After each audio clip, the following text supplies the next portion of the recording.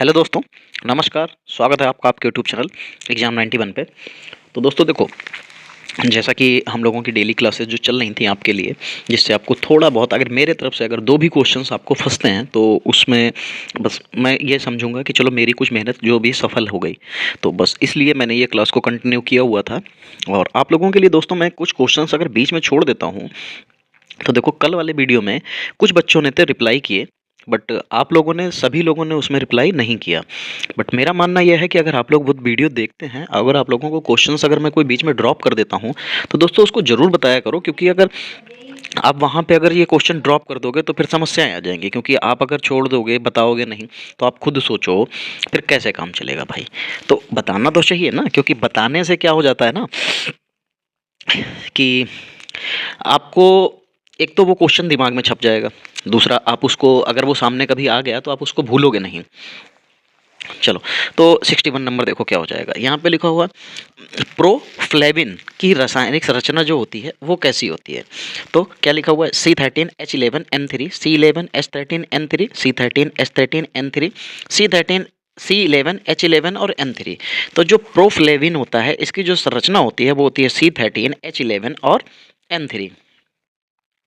चलो, 62 नंबर देखो, क्लोरोक्वीन जो का रासायनिक नाम जो होता है वो क्या होता है। ये तो शायद कल वाले भी पेपर में कुछ ऐसा ही क्वेश्चन आया था। हाँ, लगभग लगभग कुछ ऐसा ही क्वेश्चन था।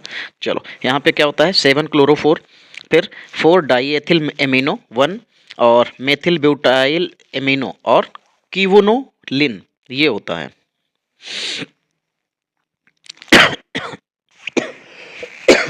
सॉरी। चलो, जो फार्मेलिन जलीय विलयन है, जो फार्मेलिन जलीय विलयन है, ये किसका जलीय विलयन है। मेथनॉल का, एथेनॉल का, प्रैक्टोज का, नाइट्रिक एसिड का। तो जो फॉर्मी जलीय विलयन होता है ये किसका हो जाता है, तो ये हो जाता है मेथनॉल का जलीय विलयन हो जाता है भाई।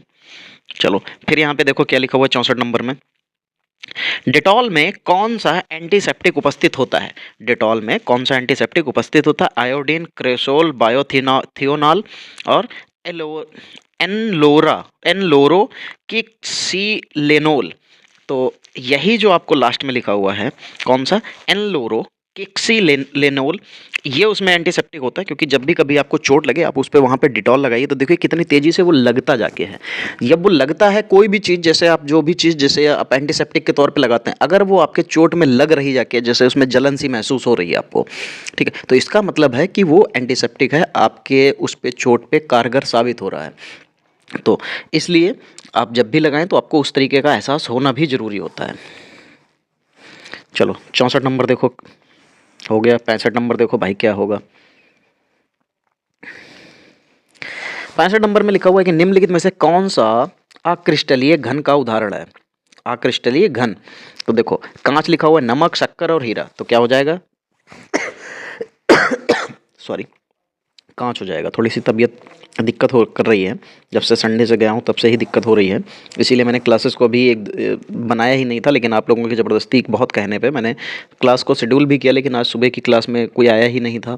बस सिर्फ एक या दो ही लोग आए थे, तो वो क्लास को फिर मैंने अभी जो है होल्ड पे डाल दिया। अभी आपको रिकॉर्डेड क्लास ही प्रोवाइड कराऊंगा। रिकॉर्डेड लाइव क्लास मैं आपको तब प्रोवाइड कराऊंगा जब लाइव क्लास में वैकेंसीज वगैरह आ जाएंगी, तब आप लोग लाइव क्लास की तरफ आओगे, तभी मैं उसकी लाइव क्लास को कराऊंगा। चलो, तो 66 नंबर देखो भाई, यहाँ पे क्या हो जाएगा। 66 नंबर में कार्बन डाइऑक्साइड में कार्बन के द्रव्यमान का प्रतिशत कितना होता है। तो इसका जो प्रतिशत होता है 17.27%, 28.80%, 0.034% या 3.4%। तो इसका होता है 28.80%। 67 नंबर, 4.25 ग्राम अमोनिया NH3 में परमाणुओं की संख्या का लगभग है, संख्या है लगभग, कितने लगभग की होती है। चलो, तो 1 × 10⁻23, 2 × 10⁻23, 4 × 10⁻23 या 6 × 10⁻23। तो ये कितनी होती है, 6 × 10⁻23 होती है। चलो, 68 नंबर देखो क्या हो जाएगा। हाइड्रोजनों के रेडियो समस्थानिक होते हैं, जो हाइड्रोजन होते हैं उसके रेडियो समस्थानिक कैसे होते हैं। हाइड्रोजन आयन होते हैं, प्रोटियम होते हैं, ड्यूटेरियम होते हैं या ट्राइटियम होते हैं। तो दोस्तों ये ट्राइटियम होते हैं। कैसे होते हैं, हाइड्रोजन के जो रेडियो समस्थानिक होते हैं वो ट्राइटियम होते हैं।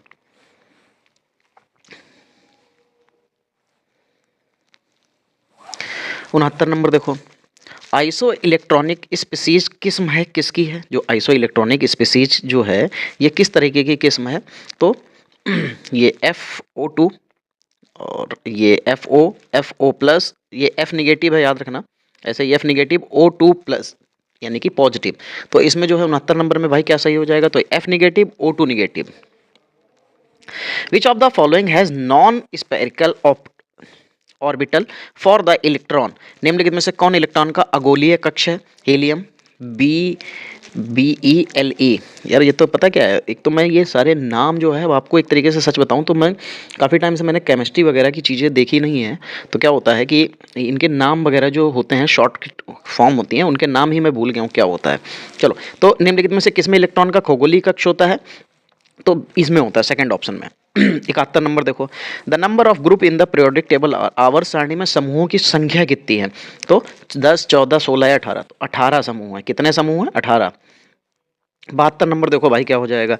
निम्नलिखित में से किसका आकार सबसे छोटा होगा? N⁻³ negative, O⁻² negative, F negative, Na positive. तो किसकी जो है आकार में सबसे छोटा हो जाएगा? तो जो Na पॉजिटिव है इसका आकार सबसे छोटा हो जाएगा। निम्नलिखित में से कौन सा निर्बलतम बंध है? निर्बलतम मतलब वीकेस्ट बॉन्ड है। इनमें से सबसे वीकेस्ट बॉन्ड किसका हो जाएगा ये पूछा जा रहा है। तो सहसंयोजक बंध, आयनिक बंध, फिर धात्विक बंध या वंडरवॉल्स बल। तो भैया सबसे अगर जो पूछा जाएगा तो यहाँ पे आपका कौन सा हो जाएगा? ये वंडरवॉल्स का ही बल हो जाएगा। 74 नंबर, निम्नलिखित में से कौन सा रेखीय है? रेखीय मतलब लीनियर, ठीक है। कौन सा लीनियर हो जाएगा? C2H2, CH4, H2O, NH3। तो जो C2H2 होता है इसका जो ये होता है, ये एक तरीके के रेखीय में होते हैं। कैसे होते हैं? रेखीय। जैसे आप अगर इसको बनाना चाहें तो ऐसे लिखेंगे, C इधर एच कर लीजिए, एक इधर एच कर लीजिए, और इधर क्या कर लेंगे? इधर सी कर लेंगे, बस। अब अगर इसमें आप कोई भी चीज़ जैसे जोड़ना चाहें, जैसे एक और एच जोड़ना चाहें तो अभी भी एच इधर जुड़ सकता है, लेकिन अब इसके बाद में अगर आप एच जोड़ना चाहेंगे तो फिर कैसे जुड़ेगा? तो फिर इसमें यहाँ पे जुड़ेगा या फिर यहाँ पे जुड़ेगा, इस तरीके से, ठीक है। तो रेखीय बनाने के लिए आपको क्या होगा? C2H2 आपका एक रेखीय बना देगा, ठीक है। चलो आगे बढ़ो 75 नंबर की तरफ। क्या लिखा हुआ है? निम्नलिखित में से कौन द्रव का पृष्ठ तनाव सबसे अधिक होता है? किस मतलब यहाँ पे कौन द्रव का पृष्ठ तनाव सबसे अधिक होगा? तो C2H2OH, CH3OH, H2O और C6H6। तो यहाँ पे किसका हो जाएगा? H2O का जो पृष्ठ तनाव होगा वो सबसे ज़्यादा अधिकतम हो जाएगा, यानी कि मैक्सिमम हो जाएगा। 76 नंबर भाई, एक आदर्श गैस के लिए संपीड़ितता गुणांक कितना होता है? The compressibility factor for an ideal gas is, कितनी हो जाएगी इसमें? तो 1.0, 1.5, 2.0 या अनंत। तो 1.0 हो जाएगी। 77 नंबर देखो, ग्रेफाइट को वर्गीकृत नहीं किया जा सकता है। किसकी वजह से वर्गीकृत नहीं किया जा सकता है? किस में वर्गीकृत नहीं किया जाता है? जो भी जैसा भी ऑप्शंस होंगे, चालक ठोस के रूप में, नेटवर्क ठोस के रूप में, सहसंयोजक ठोस के रूप में और आयनिक ठोस के रूप में। तो जो ग्रेफाइट है इसको वर्गीकृत नहीं किया जा सकता, वो किस में? आयनिक ठोस के रूप में इसको वर्गीकृत नहीं किया जा सकता। 78 नंबर, अक्रिस्टलीय ठोस को यह भी कहा जाता है, क्या कहा जाता है? आभासीय ठोस, यथार्थ ठोस, अति शीतलित द्रव और बोथ A एंड C। तो 78 नंबर में क्या हो जाएगा? जो अक्रिस्टलीय ठोस होते हैं इनको क्या क्या कहा जाता है? तो इनको भैया आभासीय ठोस या अतिशीतलीय द्रव। जैसे कि आपको बताया था कि जो हमारा कांच होता है वो बहुत ही अतिशीतलीय द्रव होता है, तो यानी कि यहाँ पे A और C दोनों सही हो जाएंगे। 79, the number of carbon atom in a unit cell of diamond is, एक हीरे के इकाई कोश में कार्बन परमाणुओं की जो संख्या होती है वो कितनी होती है? 1, 4, 8 या 12। तो जो हीरे के इकाई कोश में कार्बन परमाणुओं की संख्या होती है वो 8 होती है दोस्तों। चलो किसमें फ्रेंकल त्रुटि है? किसमें फ्रेंकल त्रुटि है? तो sodium chloride, graphite, silver bromide या हीरा। तो ये सिल्वर ब्रोमाइड में जो फ्रेंकल त्रुटि हो जाएगी। डॉपलर प्रभाव संबंधित होता है भाई। डॉपलर प्रभाव यहाँ पे पूछा जा रहा है किससे संबंधित है? तो आवृत्ति के साथ, प्रबलता के साथ, गुणवत्ता के साथ या परावर्तन, यानी कि फ्रीक्वेंसी, लाउडनेस, क्वालिटी या रिफ्लेक्शन। तो जो डॉपलर प्रभाव होता है दोस्तों वो हमारा फ्रीक्वेंसी के ऊपर संबंधित होता है। किससे संबंधित होता है? फ्रीक्वेंसी से रिलेटेड होता है। निम्न में से कौन सा प्राचल पदार्थ की ऊष्मा गतिज अवस्था का चित्रण नहीं करता है, यानी कि आप इंग्लिश में भी पढ़ सकते हैं आप ऊपर, which of the following parameters does not characterise the thermodynamic state of matter. तो ये किस में नहीं करता है, चलो, तापमान, दबाव, आयतन या कर्क। तो ये आयतन में तो भैया किसी भी हालत में नहीं करेगा, तापमान, दबाव, आयतन दोनों तीनों में हो जाएगा। 83 नंबर, ऊष्मा संचरण करने का सबसे तेज रूप कौन सा है, which is fastest mode of transfer of hear. तो ऊष्मा संचरण करने का सबसे तेज रूप जो है वो कौन सा हो जाएगा, चालन, संवाहन, विकिरण, ये या ए और बी दोनों। तो देखो जो ऊष्मा संचरण सबसे ज़्यादा तेज होता है जिसमें रेडिएशन होता है, ठीक है, सबसे ज़्यादा तेज किसमें होगा, जिसमें रेडिएशन यानी कि विकिरण होगा। इसीलिए देखो सूर्य की किरण जो है किसकी वजह से आती है, रेडिएशन की वजह से ही तो आती है।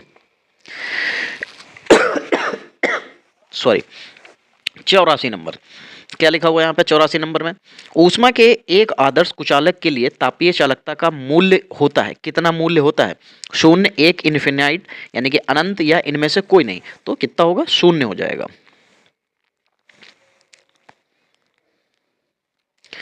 चलो 85 नंबर देखो क्या हो जाएगा, greenhouse effect is due to, हरित ग्रह प्रभाव का जो कारण है वो किसकी वजह से होता है, तो दृश्य प्रकाश, पराबैंगनी किरणें, अवरक्त किरणें या रेडियो तरंगें। तो इंफ्रारेड जो रेज होती हैं उनकी वजह से होता है। Light year is a unit of, प्रकाश वर्ष किसकी दूरी होती है, तो ये आपको बहुत अच्छे से पता है किसकी होती है, समय, गति, दूरी है, इनमें से किसी की नहीं, तो दूरी की होती है, डिस्टेंस की होती है। प्रकाश के द्वारा चला गया 1 साल में जो दूरी होती है उसी को प्रकाश वर्ष कहते हैं। चलो यहाँ पे 87 नंबर देखो क्या हो जाएगा, एक लड़के ने 5 सेकंड में 7 मीटर त्रिज्या का एक वृत्त, अर्धवृत्त पूर्ण किया, इस लड़के के द्वारा तय की गई दूरी, तो देखो 5 सेकंड में ठीक है 7 सेंटीमीटर का एक अर्धवृत्त पूर्ण किया। तो आपको इसमें 87 नंबर में क्या करना है, सबसे पहले तो आप 7 सेंटीमीटर से क्या निकालेंगे, इसका अर्धवृत्त का परिमाप निकालेंगे। अर्धवृत्त का जो परिमाप आ जाएगा, जो भी डिस्टेंस आएगी, जैसे यहाँ पे मान लीजिए आपने अर्धवृत्त निकाल लिया, अर्ध वृत्त का परिमाप निकाल लिया और बटे में आप 5 सेकंड से इसको डिवाइड कर दें, आपका सीधे सीधे 110 ऊपर आएगा। अर्ध वृत्त का जो परिमाप है 7 मीटर वाला जो त्रिज्या लिखी हुई है, कुछ नहीं करना आपको, सीधे सीधे उसमें कितना आ जाएगा, तो समय दे रखा है, चल अच्छा, लड़के के द्वारा तय की गई दूरी ही निकालनी है, तो 22 आपको यहाँ पे लेना पड़ेगा। तय की गई दूरी कितनी हो जाएगी, 22 मीटर, ठीक है। 5 सेकंड की बात करेगा तो 5 सेकंड में फिर जो है हम लोग वहाँ पे बाद में निकालेंगे। सबसे पहले तो आपको 7 सेंटीमीटर त्रिज्या की अर्धवृत्त में पूर्ण किया गया है, तो लड़के द्वारा तय की गई दूरी, तो आप अर्धवृत्त में चलाना है उसको, तो आपको जैसे मैंने बताया परिमाप, अर्ध परिमाप निकलेगा। चलो 88 नंबर, ऋणात्मक सदिशों के मध्य कोण होता है, ऋणात्मक सदिशों के मध्य कोण होता है कितने का, 0, 60, 190, 180, तो 180 हो जाएगा। 89, निम्न में कौन सी अदिश राशि नहीं है। अब अदिश राशि पूछी जा रही है, चलो समय, वे आवेग, आयतन और क्या दे रखा है, घनत्व। तो भैया जो है आपको यहाँ पे जो क्या मिल जाएगा, आदिश पूछी गई ना, तो आवेग हो जाएगा, मोमेंटम, ठीक है। तो यहाँ पे ये आवेग तो सदिश राशि होती है, आवेग अदिश राशि तो नहीं होगी। चलो आवेग में परिवर्तन दिया जाता है, आवेग में जो है परिवर्तन किसके वजह से दिया जाता है, बल गुणे द्रव्यमान, बल गुणे समय, बल गुणे गति, जिसको वेग भी कह सकते हैं, या बल गुणे दूरी। तो जो आवेग में परिवर्तन दिया जाता है वो बल गुणे समय के लिए दिया जाता है। 91 नंबर देखो भाई क्या हो जाएगा, यदि किसी पिंड की गति दोगुनी की जाए उसकी गतिज ऊर्जा हो जाएगी। अगर किसी पिंड की गति जो है वो दोगुनी कर दी जाएगी तो उसकी जो गतिज ऊर्जा है वो क्या हो जाएगी, दोगुनी हो जाएगी, आधी हो जाएगी, 4 गुना हो जाएगी, 1/4। तो देखो जब पिंड की गति दोगुनी की जा रही है तो उसकी गतिज ऊर्जा पे क्या फर्क पड़ेगा, बढ़ जाएगी, दोगुनी उससे अगर वो की जा रही है तो 4 गुनी बढ़ जाएगी। 92 नंबर, जड़त्व आघूर्ण का घूर्णन के समस्य है, यानी कि momentum of inertia is the rotational analogue of तो किसके हो जाएगा, देखो बल आघूर्ण, द्रव्यमान, बल, वेग या द्रव्यमान, तो मास, क्योंकि जड़त्व आघूर्ण मास के लिए होता है, क्योंकि इनर्शिया किसके पे ऊपर चलेगी, मास।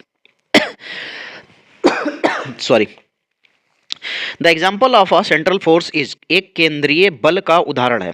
तो केंद्रीय बल का उदाहरण आपको देखना है यहाँ पे क्या हो जाएगा, चलो नाभिकीय बल, गुरुत्वाकर्षण बल, दुर्लभ नाभिकीय बल या इनमें से कोई नहीं। तो गुरुत्वाकर्षण बल जो ग्रेविटेशनल फोर्स होता है ये आपका केंद्रीय बल होता है। जैसे जितने भी जो ग्रह हैं सूर्य के चारों तरफ लगाते हैं चक्कर, किसकी वजह से, तो गुरुत्वाकर्षण बल ही तो है, वो लगाते हैं। 94 नंबर देखो,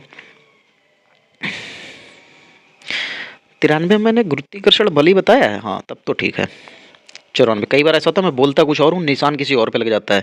निम्न में से किस पदार्थ की श्यानता सबसे अधिक होती है, वायु, हाइड्रोजन, जल या पारा। तो भैया श्यानता की बात करेंगे तो ये पारा की सबसे ज्यादा हो जाएगी।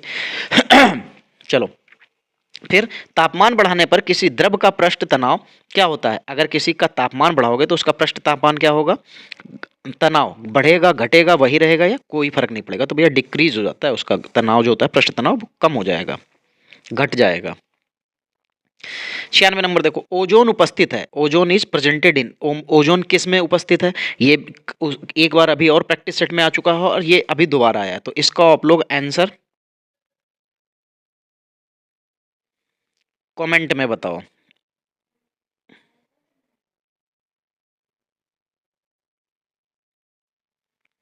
ठीक है, आंसर इसका कमेंट में बताओ। बहुत बार मैं इसको करवा चुका हूं। 97 नंबर, जीएस में भी करवा चुका हूं, अब तो आपका इसमें आया है। दबाव की इकाई या इकाइयां होती हैं, कैसी होती हैं, पास्कल, बार, टोर या सभी। तो भैया देखो दबाव की पास्कल, बार, टोर सभी हो जाती हैं यहाँ पे। ठीक है, चलो, सूर्य का द्रव्यमान की कोटि का है, कितनी कोटि का है, 10 की घात 20 केजी, 10 की घात 24 केजी, 10 की घात 27 केजी या 10 की घात 30 केजी। तो किसका हो जाएगा, 10 की घात 30 केजी का इसका जो सूर्य का द्रव्यमान होता है वो इतने कोटि का हो जाएगा। चलो 99 नंबर देखो, यदि एच हबल अचर है तो ब्रह्मांड की वय है, यानी कि if H is the Hubble's content constant then age of the universe is. अच्छा, तो यहाँ पे यूनिवर्स की एज पूछी जा रही, तो H 1/h under root H 1 under root H, तो सिर्फ 1/h हो जाएगा। 100 नंबर लिखा हुआ है कि परिघटना के कारण आकाश का रंग नीला दिखाई देता है। ये क्वेश्चन भी मैं कई बार करा चुका हूँ, याद रखना। तो क्या क्या होता है, परावर्तन होता है, अपवर्तन होता है, प्रकीर्णन होता है, परिक्षेपण होता है। तो प्रकीर्णन होता है, क्या होता है, स्कैटरिंग, यानी कि प्रकीर्णन हो जाता है। फिर देखो, सभी पोस्ट गैंग्लियोनिक सिंपथेटिक फाइबर पर कौन सा हार्मोन मुक्त होता है। अच्छा, इस पे कौन सा हार्मोन मुक्त होगा, डोपामाइन, आइसोप्रोनेल आइसोप्रीनेलिन, एड्रेनिल या एसिटाइलकोलिन। तो ये कौन सा हो जाएगा, एड्रेनिल होता है। ठीक है, तो 101 में क्या हो जाएगा, सी नंबर आपका सही हो जाएगा। बीटा सेल में से इंसुलिन स्राव का नियमन होता है, कैसा नियमन होगा भाई, चलो देखते हैं। रासायनिक क्रियाविधि के द्वारा होगा, हार्मोनल क्रियाविधि के द्वारा होगा, न्यूरल क्रियाविधि के द्वारा होगा या सभी के द्वारा। तो भैया ये बीटा सेल से जो है इंसुलिन इन सभी के द्वारा जो है निकलेगा। चलो 3 नंबर देखो क्या हो जाएगा। 3 नंबर में लिखा हुआ है कि क्लोरोक्विन का उपयोग मलेरिया के उपचार में होता है। जो क्लोरोक्विन है इसका उपयोग मलेरिया के उपचार में होता है, जो है क्या है, पी ओवल द्वारा उत्पन्न हो, पी वाइवेक्स के द्वारा उत्पन्न हो, पी मलेरिया द्वारा उत्पन्न हुआ हो या ऑल ऑफ दीज, यानी कि इन सभी के द्वारा उत्पन्न हुआ हो। तो चाहे देखो वो ओवेल के द्वारा हो, चाहे वाइवेक्स के द्वारा हो या मलेरिया के द्वारा हो, इन सभी के द्वारा उत्पन्न हुआ हो सकता है, कोई दिक्कत नहीं आएगी। 4 नंबर, लाल भूरी काली त्वचा का विरंजन होता है। लाल भूरी काली त्वचा का जो विरंजन होता है वो कैसा होता है, डोपसोन द्वारा, एथाम्बुटोल द्वारा, रिफाम्पिसिन द्वारा या क्लोफेजिमाइन द्वारा। तो दोस्तों जो लाल भूरी काली त्वचा होती है इसका जो विरंजन होता है ये क्लोफेजिमाइन द्वारा होता है। 5 नंबर, चलो क्या लिखा हुआ है, डिजिटाइलिस सक्रियण की क्रियाविधि है, इसकी क्रियाविधि कैसी है, क्या लिखा हुआ है, इनहिबिट्स सोडियम पोटेशियम एटीपीएज या सर्कोप्लाज्म रेटिकुलम के कैल्शियम मुक्ति की कमी या इंट्रेसेलुलर सोडियम सांद्रण की कमी या लास्ट में लिखा हुआ है एडेनाइल साइक्लेज जो CAMP को उत्पन्न करता है। तो भाई 5 नंबर में जल्दी से बताओ किसकी, तो क्रियाविधि से होता है, तो ये इनहिबिट्स सोडियम पोटेशियम जिसको ATPase के द्वारा। 6 नंबर, अफीम से निकोटीन को पृथक करने का श्रेय किसे जाता है? डेरोन को, सर्टुनर को, प्लेटियर को या स्टास एवं ओटो को? तो ये डेरोन जो थे इन्होंने ही निकोटीन, जो निकोटीन था इसको अलग किया था, नार्कोटीन। किसको अलग किया था? नार्कोटीन को अलग किया था। किससे? अफीम से। ठीक, चलो आगे बढ़ेंगे। एरिल पाया जाता है। एरिल किस में पाया जाता है? आजोबन में, कार्डमम में, सिनामम में, सिनेमम जिसको बोलते हैं, और नटमेग में। तो ये नटमेग में पाया जाता है। एरियल जो है वो आपको नटमेग में मिलेगा। कृत्रिम इन्वर्टर शर्करा शहद का एक अभिमिश्रण है जिसमें पाया जाता है। किस में पाया जाता है? ये जिसमें पाया जाता है, क्या पाया जाता है? सिट्रॉल पाया जाता है, सिनामिक एसिड पाया जाता है, परफ्यूराल पाया जाता है या सिट्रोनेनॉल पाया जाता है। तो यहाँ पे जो कृत्रिम इन्वर्टर शर्करा शहद का एक अभिमिश्रण है जिसमें पाया जाता है, क्या पाया जाता है? परफ्यूराल पाया जाता है।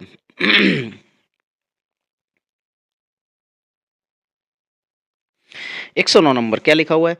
सिना लीफलेट में किस प्रकार का स्टोमेटा पाया जाता है? सिना लीफलेट में किस प्रकार का स्टोमेटा पाया जाता है? तो लिखा हुआ है डायसाइटिक, पैरासाइटिक, एनिसोसाइटिक या एनोमोसाइटिक। तो कौन सा? पैरासाइटिक पाया जाता है। फिर देखो यहाँ पे परप्यूरिया ग्लाइकोसाइट बी किंडवडिक हाइड्रोलिसिस पर देता है। ये क्या देता है? Gitoxin plus glucose, digitoxin plus glucose, gitoxigenin plus glucose या डिजिटॉक्सीजेनिन प्लस ग्लूकोज। तो ये आपको देगा, ये गिटॉक्सिन प्लस ग्लूकोज देगा। P32 इज यूज्ड एज, यानी कि P32 है ये किस में उपयोग में लाया जाता है? अरे भाई पूरा खुल जाओ, थोड़ा छोटा हो जाओ, हाँ अब ठीक। तो P32 जो है वो किस में प्रयोग में लाया जाता है? तो रक्त विकृति की जांच करने में, थायराइड ग्रंथि के उपचार में, पेलिसिंथीमिया के उपचार में, कोलोन की जांच करने में। तो ये जो आपको लिखा हुआ है पोलिसिंथेमिया के उपचार में, ये इसमें उपयोग में लाया जाता है। 12 नंबर देखेंगे, अच्छा आगे पेज पे है। निम्न में कौन सा हार्मोन कार्बोहाइड्रेट चयापचय में भाग नहीं लेता है? तो क्या लिखा हुआ है? वासोप्रेसिन, एसीटीएच, ग्लूकागोन और इंसुलिन। तो कार्बोहाइड्रेट चयापचय में भाग कौन नहीं लेगा? तो ये वासोप्रोसिन जो लिखा हुआ है ये इसमें पार्टिसिपेट नहीं करेगा। बी कॉम्प्लेक्स विटामिन युक्त सल्फर है। जो बी कॉम्प्लेक्स विटामिन युक्त सल्फर है, कौन सा विटामिन इसमें मिलता है? चलो ये देखते हैं। नियासिन, बायोटिन, पायरोडॉक्सिन और रिबोफ्लेविन। तो यहाँ पे बायोटिन मिल जाएगा आपको बी कॉम्प्लेक्स में। 14 number, which of the following is not an एमाइलोलाइटिक enzyme? निम्नलिखित में से कौन सा एमाइलोलाइटिक किण्वक नहीं है? अच्छा कौन सा नहीं होगा ये पूछा है ना। हाँ, जाइमेज, लाइसोजाइम, पेपेन या हाइलुरोनिडेज। तो ये पेपेन नहीं होगा इसमें। 15 नंबर, प्रोफेवेविन का प्रयोग किया जाता है। जो प्रोफेवेविन है इसका प्रयोग किया जाता है किसमें? विटामिनों के रूप में, एंटीसेप्टिक के रूप में, और एंटी कैंसर के रूप में, और एंटी ट्यूबरकुलर के रूप में। तो जो प्रोफेवेविन होता है ये एंटीसेप्टिक के रूप में प्रयोग किया जाता है। और ये क्वेश्चन अभी इसी से रिलेटेड एक एंटीसेप्टिक वाला एक क्वेश्चन कल शायद आपके पेपर में आया था, परसों वाले में आया था। चलो, कितनी मात्रा में यानी कि ml रक्त निकालने से 1 mg लौह का नुकसान होता है? मतलब ये कह रहे हैं कि कितने ml खून आपके शरीर से निकाल लिया जाए कि आपको 1 mg लोहे का नुकसान हो जाए? तो आपको 2 ml खून जो है उसके लिए बॉडी से निकालना पड़ेगा। चलो, रेटिक्यूलोसाइट्स को किस प्रकार के धब्बे से अभिरंजन किया जाता है? रेटिक्यूलोसाइट्स को किस प्रकार के धब्बे से अभिरंजन किया जाता है? तो 17 नंबर में क्रिस्टल वायलेट, हेमटोजाइलिन धब्बा, ब्रिलियंट क्रिसल ब्लू और इवोसिन। तो ब्रिलियंट क्रिसल ब्लू जो होता है यही धब्बे से अभिरंजन किया जाता है। ये धब्बा का नाम है, ठीक है, ब्रिलियंट क्रिसल ब्लू। चलो 18 नंबर देखेंगे यहाँ पे। ईएसआर के निर्धारण में कौन सी पद्धति उपयोग में लाते हैं? ईएसआर के निर्धारण में तो लिखा हुआ है वेस्टरग्रेनस मेथड, ड्यूक मेथड, साहेलिस मेथड और आईवी मेथड। तो कौन होता है वेस्टग्रेनस मेथड? कौन सा? वेस्टग्रेनस मेथड। ठीक, चलो 19 नंबर क्या लिखा हुआ है, विशेषक काउंट के लिए कौन सा धब्बा नेमी उपयोग होता है, विशेषक काउंट के लिए कौन सा धब्बा नेमी उपयोग होता है। तो 19 नंबर में लिखा हुआ है लीशमन स्टेन, अल्बर्ट स्टेन, ग्राम स्टेन, एक्रीडाइन स्टेन। तो लीशमन स्टेन। फिर देखो लास्ट क्वेश्चन है, क्या लिखा हुआ है, बिंबाणु के परिशुद्ध गिनती के लिए किस पद्धति का चयन किया जाता है, counting chamber method, slide method, colorimetry ऐसे, होल्डर मेथड। तो यहाँ पे ये काउंटिंग चैम्बर मेथड होते हैं, इसी के माध्यम से आप गिनती के लिए इसकी पद्धति का चयन करेंगे। चलो दोस्तों, तो जो हमारे आज के 60 क्वेश्चंस थे ये भी खत्म होते हैं, और आपको आज शुक्रवार हो गया, सॉरी आज शुक्रवार हो ही गया है, तो यानी कि शनिवार, कल का दिन और है। तो हो सकेगा तो देखो कल आज आपको जो है जहाँ तक हो सकेगा 2 प्रैक्टिस सेट मिल जाएंगे। कितने? 2 प्रैक्टिस सेट हो सकता है मिल जाएं, तो आपको 2 ये हो जाएंगे। कल भी मैं 2 प्रोवाइड करा दूंगा, तो आपको कुछ क्वेश्चंस ज़्यादा मिल जाएंगे, जिसके माध्यम से आप पेपर देने जब जाएंगे तो वहाँ पे आपको कुछ थोड़े से हो सकता है इनमें से कोई आपको 2-4 क्वेश्चन फंस जाए। अगर आपको यहाँ से 10 क्वेश्चन भी दोस्त फंसते हैं तो इसका मतलब ये हो जाएगा कि अगर आप पीछे के 4 पोर्सन जो हैं, ठीक है, रीजनिंग, हिंदी, इंग्लिश और जीएस का पोर्सन, अगर आप वहाँ से जो है इतना पोर्सन कवर करके लाते हैं 60 नंबर में, अगर उधर से 70 नंबर है, सॉरी नहीं 15 चक्कू 60 नंबर का है, अगर आप उन 60 नंबर में अगर आप 50 प्लस कर लेते हो, तो इधर से अगर आप भी ज़्यादा कुछ नहीं, आप 40 नंबर 35 प्लस भी कर लेते हो तो आप 85 प्लस हो जाओगे, ठीक है, और 90 के आसपास हो गए तो आपका 100% सिलेक्शन हो जाएगा। तो बस मेरा मानना ये है कि अगर आप इधर से 35 प्लस जो करोगे, अगर यहाँ से 10 से 15 क्वेश्चन भी मेरे पढ़ाए हुए फंस गए, तो दोस्तों इतने में मैं बहुत सुकून अपने आप को महसूस करूँगा। चलो दोस्तों, फिर आज की क्लास यहीं पे समाप्त करेंगे, मिलेंगे अगली क्लास में, तब तक के लिए जय हिंद,